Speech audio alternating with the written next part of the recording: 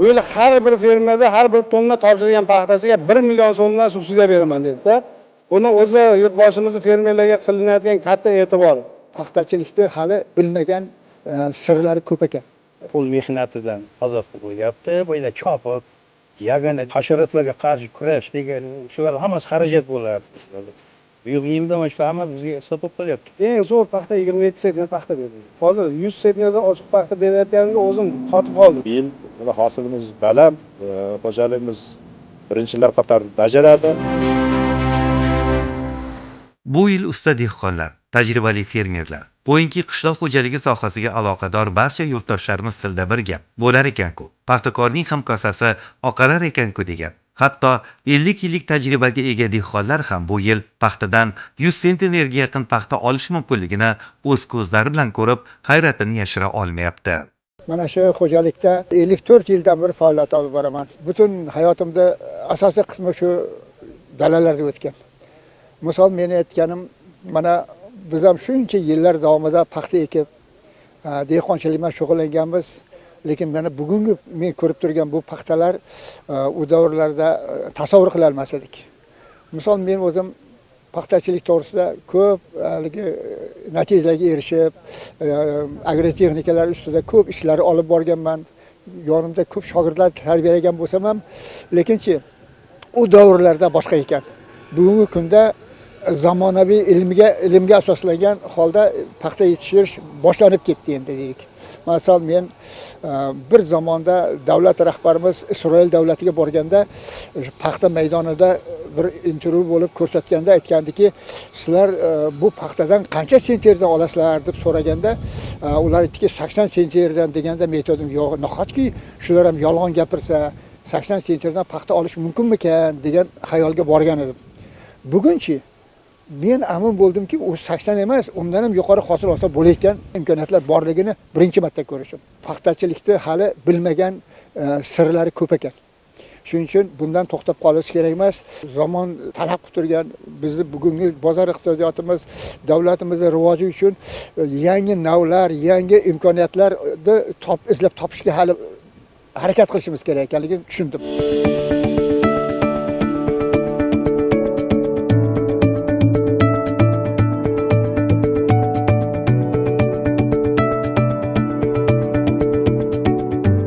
Zamonaviy texnikalardan, odamlarning og'ir mehnatdan ozod bo'lganligi, bir tergandan qutulib, yana ikkinchi takroriy ekinlarga yer bo'shatilishi, agrotexnik dehqonchiliklarda butunlay tubdan o'zgarib ketishini ko'rib, men o'zim aytaman, eski agronom sifatida aytamanki, nahotki shunday bo'lsa, hali yana oradan 5-10 yil o'tgandan keyin mumkin bundan ham katta yutuqlarga erishishimiz mumkin ekanligini sezib turibman.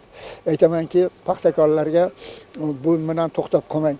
imkon darajada izlaning. Yuqori hosil olsak, har bir gektardan natija chiqarib daromad olsak, shundagina bizni iqtisodiyotimiz, xalqimizning farovonligi shundagina oshadi.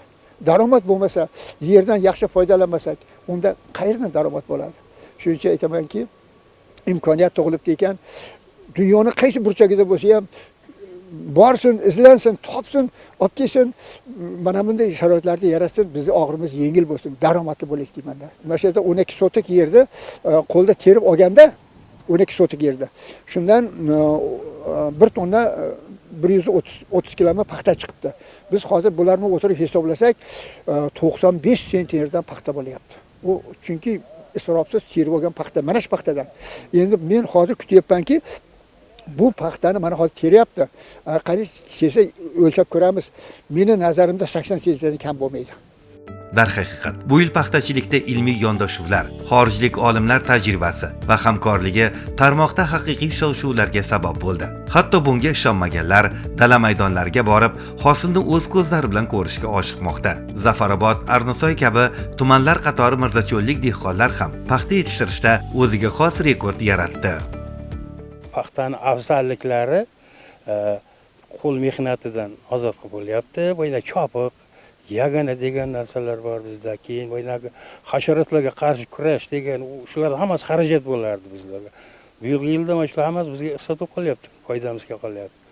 Hozir men hisob kitobim bo'yicha kechagida hisoblab ko'rdim. Men shu paxtani o'zida 11 gektar paxta ekkanman. Shundan 350 million sof foyda chiqar ekan. Hisobimiz bo'yicha. Hozir bunda buyog'i mana shu paxtalarimiz yaxshi bo'laversa, fermer baquvvat bo'laversa, ertaga kunda yana bundan ham yaxshi ishlashga harakat qilamiz. Yangi texnikalar sotib olamiz. Yer tekislagichlar, mana lazerli deydi hozir, tomchilab sug'orishimiz ham bor. Shundan foydalanyapmiz. Hozir ishchilarimiz o'shanga o'rganib qolgan. Tomchilar sug'orishga. Oldinlar o'qariq olib suv qo'yardik, ishlar qiynalib ketardi. O'qariq ko'tarib, yo'q urib ketadi boshqa.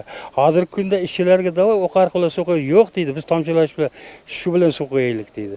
3-4 yildan beri o'sha bilan ishlab kelyapmiz. U ham ancha hosilga foydasi ko'p ekanda, bir 15 sentnergacha hosilga yordami tegadi ekan. Tomchilar sug'orishda. Bundan bir 3-4 yil oldinlari qancha mehnat qilsak ham 30, eng zo'r ekanmiz 35 sentner bo'lardi. Eng zo'r. Hozir mana unda xarajati ham kam, samaradorligi baland, paxtaning sifati ham yaxshi. Ma'lumot o'rinda Mirzacho'l tumanida 286 ta fermer xo'jaligi joriy yilda 11 ming gektar maydonda yuqori hosil beruvchi chigit ekkan edi. Ayni paytda ushbu maydonlarda paxta to'liq hosilga kirdi. Shu kunlarda hosilni yog'in sochinli kunlarga qoldirmay, terib olish uchun bor kuch va imkoniyatlar ishga solingan. Bu bilasiz o'z-o'zidan bo'lmaydi. Bunda katta mehnat va tashabbuskorlik, tashkilotchilik zarur. Shu bois ham mirzacho'lliklar har bir kunni g'animat bilib, terim sur'atini aslo pasaytirgani yo'q. Yildan yilga hosil oshirib boryapmiz. Buni sababi lazer yer tekislagichlar bilan yerlarni kaftdek qilib tekislab, birinchidan suvni iqtisod qilish, ikkinchidan suv qo'yganimizda ko'llamasdan tekis suv ichgani uchun hosildorliklar oshib boradi. Qolaversa, mana hozir mana paxtani bu yil 2025-yil qayerda lazer tekislagichlar bilan paxta ekkan bo'lsak, yuqori hosillar olyapmiz. Bu bir terim bilan 60-70 sentnergacha hosil olyapmiz. Mana bugungi ko'rayotgan dalangiz 2 marta lazer tekislagich bilan tekislanib, Xitoyning 57 sort paxtasi ekilgan. Shu Xitoy 57 sortdan mana hozir 90-95 sentner hosil kutilyapti shu yerdan. Mana shuning sabablari hammasi shu yer tekislagich, lazer bilan yer tekislab, yerni kaftdek qilib tayyorlab, keyin urug' qadasangiz, birinchidan bexato chiqadi, ikkinchidan suvni ichganda tekis ichadi. Mana shu yuqori hosilga olib keladi. Bundan tashqari, mana yangilik bu yil 2025-yil biz Xitoyning 57 sortini 76 yo'nalishida ekildi. 76da bu degani 40 gektar paxta ekadigan bo'lsangiz, yana bir 10 gektar qo'shimcha yer hisobiga shu hosildorlik ko'payishiga olib keldik. Bu degani bu davlatimizning rizqiga shu davlatimiz xirmoniga hissamizni qo'shyapmiz deb o'ylayman. Oldingi vaqtida 90likka ekkan vaqtimizda 1 gektarda 1800 tup bo'lardi. Hozir bu 76lik yo'nalishida 250 ming tupgacha ko'chat soni bor. Shuni hisobiga mana hosildorliklar yuqori bo'lyapti. Bu yil sinov yo'nalishida ekdik, qo'shqatarlarni sinov yo'nalishida 1 terim bilan 62 sentnerdan hosil oldik. Yanagi yilga 1700 gektar paxta ekmoqchimiz. Buni fermerlarimizni hammasi ko'rib chiqildi. Hammasi qo'shqatarni ma'qulladi. 90% terib bo'ldi desam, hozir 90% terib bo'lgan sababimiz shu terilgan paxtani 17-18 gektar sentnerdan olgan maydonlarimizni o'zi 1 terim bilan 35 sentnerdan beryapti. Endi Allohga shukr qilish kerak. Bu yil hosilimiz baland, xo'jaligimiz birinchilar qatori bajaradi.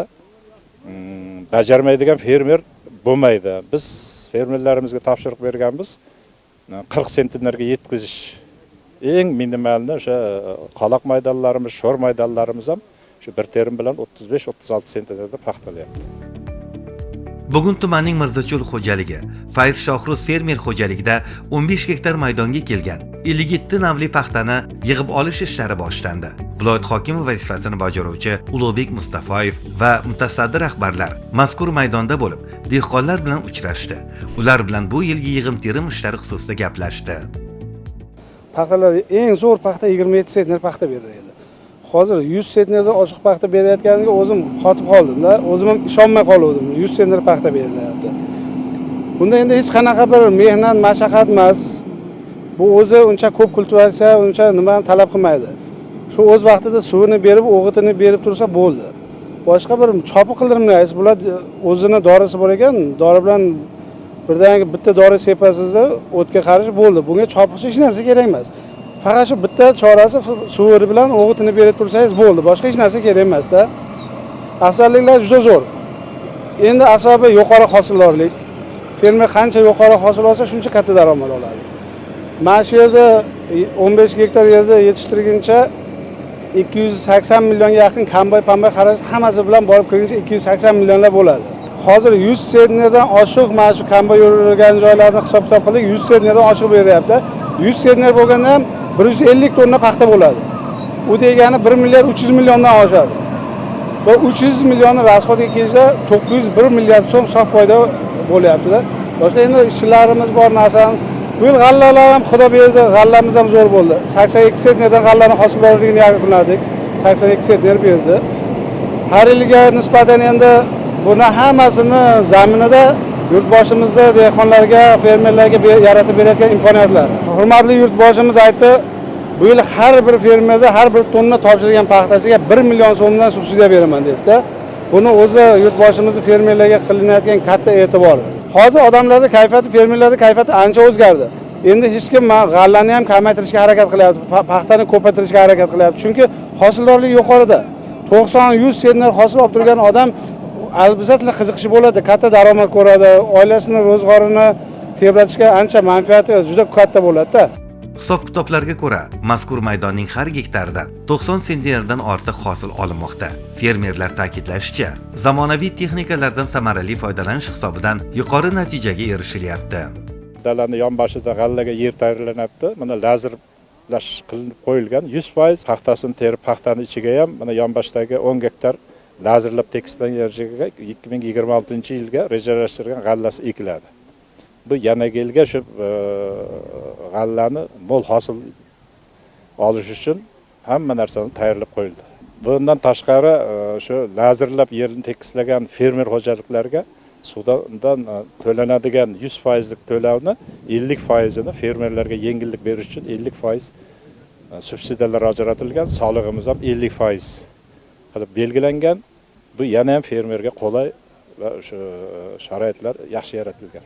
Mini MTP mas'uliyat cheklangan jamiyatga 20 milliardlik texnika olib kelganman. O texnikalarim dalada bugungacha mana 470 gektar paxta terib berishdi. Bundan tashqari g'aldoradan kombaynlarimiz bor. Hammasini o'z vaqtida to'lash vaqtida etib texnikalarni ishlatyapmiz. Fermerlarimizni ishini yengil qilib beryapmiz. Prezidentimizga katta rahmat, bizga shunchalik sharoit yaratib berganiga. Paxtachilik xalq xo'jaligining muhim sohasi. Paxta xomashyosi, g'o'za barglari, boyalari, chanoqlari va chigitidan 100 dan ortiq mahsulot tayyorlanadi. Ya'ni ushbu ekindan chiqitisiz to'liq foydalaniladi. Qolaversa sanoatning to'qimachilik, oziq-ovqat, kimyo, avtomobilsozlik, samolyotsozlik, moy bo'yoq, qog'oz ishlab chiqarish, tibbiyot, qurilish, mebelsozlik yo'nalishlari va boshqa sohalar rivoji ham paxtachilik bilan bevosita bog'liqdir. Shunga ko'ra endilikda paxtani yer bo'sh turmasligi uchun ekish emas, balki undan yuqori hosil olib, dehqon ham, ishchilar ham, davlat ham manfaatdor bo'lishi lozim. Bu fikrlar haqiqiy jonkuyar dehqonlar tomonidan doim aytilgan, ammo unga erishish amri mahol edi. Joriy yildan davlat rahbari tashabbusi va taklifi ortidan sohada yangi davr boshlandi. Paxtani endi ilmiy yondashuvlar asosida yetishtirish, ko'zlangan marradan ham ko'p hosil olishga kirishildi. Birinchi yildanoq fermerlar buni tushunib yetdi. Demak, endi uzoq yillar aholining og'riqli nuqtasi bo'lib kelgan qishloq xo'jaligi sohasida yangilanishlar va o'zgarishlar davri boshlandi.